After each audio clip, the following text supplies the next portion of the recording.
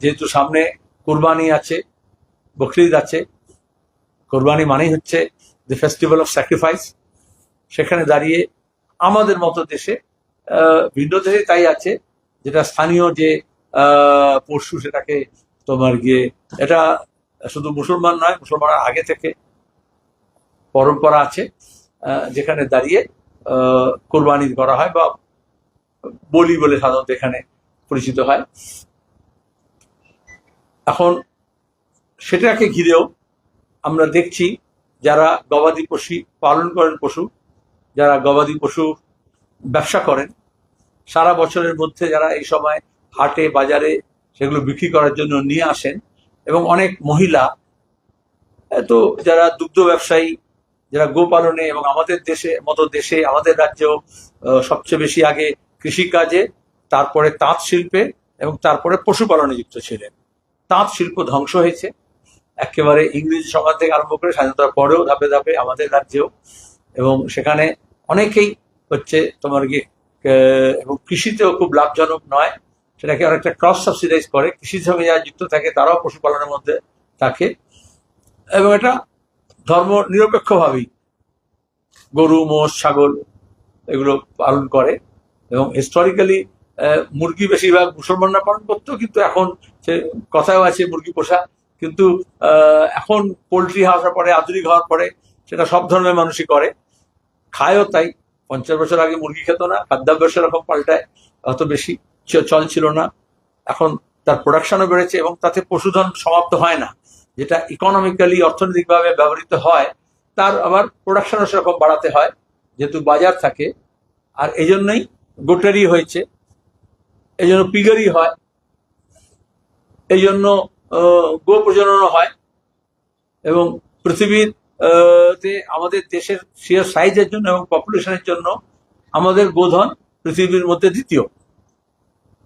আবার এর জন্যই আমাদের মাংস এক্সপোর্টে আমরা আগে ষষ্ঠ ছিলাম, পঞ্চম ছিলাম, এখন তৃতীয় হয়েছি। ভারত সরকার চায় আমরা যাতে প্রথম হই। এবং মাংস রপ্তানির জন্য পশুধন লাগে।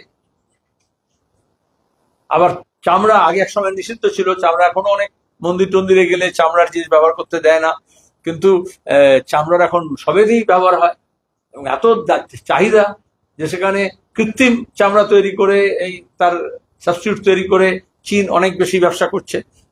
কিন্তু আমাদের র হাইড স্কিন, এবং তাকে প্রসেস করা, এবং তাতে দিয়ে ফ্যাব্রিকেট করা, এবং তার থেকে লেদার ইন্ডাস্ট্রি একটা বিশাল গড়ে উঠেছে। তাহলে এইভাবে পরিকল্পিতভাবে ধর্মীয় সুশ্রুতি দিয়ে যদি গো প্রজনন, গো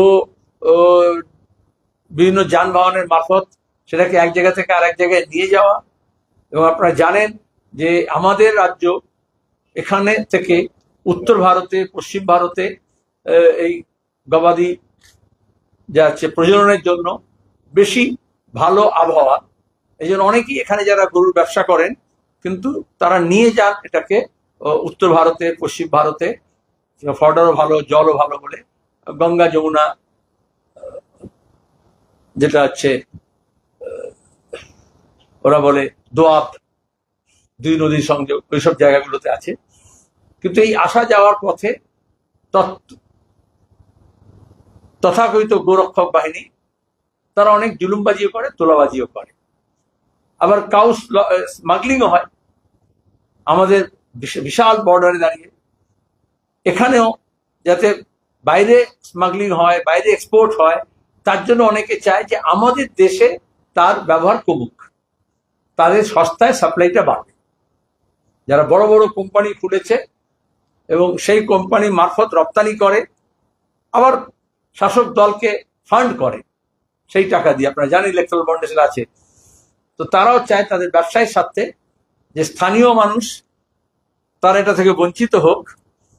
কিন্তু এই যে প্রধানমন্ত্রী গেলেন ইউএইতে, শেখেদের সঙ্গে গলা মেলার জন্য, আপনারা দেখবেন আরব দেশগুলোতে, দুবাইতেও ইন্ডিয়ান বিফ বলে একদম সাইনবোর্ড লাগিয়ে বিক্রি হয়, গোটা ইউরোপেও তাই।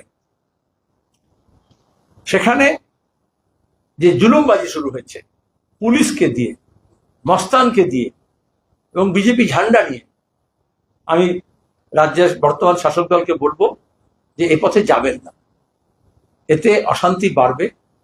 মানুষ আইন শৃঙ্খলা রক্ষার জন্য, আইনের শাসন প্রতিষ্ঠার জন্য, গণতান্ত্রিক পরিবেশ ফিরে পাওয়ার জন্য তারা এই নির্বাচনে অংশগ্রহণ করেছেন।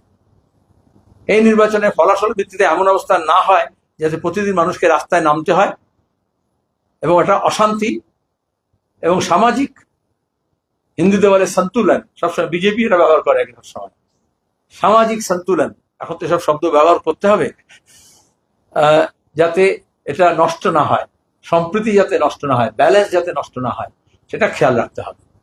এমনিতেই আমরা হচ্ছি প্রোটিন স্টার্ভ নেশন, আমাদের হচ্ছে অপুষ্টি বেশি, সেখানে সবচেয়ে সস্তা প্রোটিন পাওয়া যায় এই অ্যানিমাল প্রোটিন থেকে। সেখানে সাবস্টিটিউট না তৈরি করে, সেখানে মিড ডে মিলকে আরো স্ট্রেনথেন না করে, মিড ডে মিলে আরো বেশি ডিম, মাছ, প্রোটিন না দিয়ে, যদি ভেজিটেরিয়ান হয় ভেজিটেবলসও না দিয়ে মানুষের পাত থেকে খাবার খেয়ে নেওয়া যায়। তারপরে ধর্মাচরণের অংশ হিসেবে শুধু বলিও হয়, এক এক সময় এক এক দেশে এক এক নিয়মে হয়। আমি নিজে ব্যক্তিগত স্তরে বলির পক্ষে নই, কিন্তু এটা ব্যক্তিগত ব্যাপার তো নয়, কতগুলো সামাজিক আছে, কতগুলো এবং এটা শুধু মুসলমান নয়, তপশিলি জাতি আছে, আদিবাসী আছেন, খ্রিস্টান আছেন, তাদের অনেকেই সেটা খায়। তাহলে একসময় মেনকা গান্ধী যখন প্রধানমন্ত্রী হয়েছিলেন তখন এইসব রব উঠেছিল। তখন ঘটনাচক্রে আমি এখানকার রাজ্য সংখ্যালঘু উন্নয়ন দপ্তরের মন্ত্রী ছিলাম। তখন ওষুধ কোম্পানিগুলো আমাদের কাছে পিটিশন দিয়েছিল যে স্লটার হাউসে স্লটার বন্ধ হয়ে গেলে তাহলে কোনো আয়রন টনিক তৈরি করা যাবে না। আমাদের দেশে যেহেতু রক্তাল্পতায় লোকে ভোগে এবং আয়রন টনিক ডাক্তাররা লিখে দেয়, তা একটা ইম্পর্টেন্ট ইনগ্রেডিয়েন্ট শূন্য লেগে তাজ্জব হয়ে যাবে। তখন আমি জানতাম না, এটা জানলাম যে এই স্লটার হাউস থেকে কালেক্ট করতে হয় র ম্যাটেরিয়ালস হিসেবে, এবং সেটা আমি তৎকালীন মন্ত্রীকে লিখি। আবার যারা এই যে মাংস সস্তায় পাওয়া যায়, কারণ এই যে বাই প্রোডাক্টস আছে, চামড়া, সিং, হাড়, রক্ত, আরো অন্যান্য অনেক রকমের সেল যেগুলো বায়োমেডিক্স লাগে, কাজে লাগে, এবং আমাদের লেদার ইন্ডাস্ট্রি পুরো ধ্বংস হয়ে যাবে। সবচেয়ে বেশি এক্সপোর্ট যা হয় তার মধ্যে চামড়া একটা বড়, চামড়া প্রোডাক্ট। শুধু ছাগল দিয়ে সেটা পোষানো যাবে না। যে সরকার কিছু সিদ্ধান্ত নেয় সেটা ভেবে চিন্তে নিতে হয়, অর্থনীতিবিদদের সঙ্গে পরামর্শ করতে হয়, তার আর্থিক দিকটা দেখতে হয়, সামাজিক দিকটা দেখতে হয়। কিন্তু যেভাবে পুলিশ পাঠিয়ে, মস্তান পাঠিয়ে জোর জুলুম করে করা হচ্ছে, এটা ঠিক নয়, আমরা এটা সমর্থন করি না।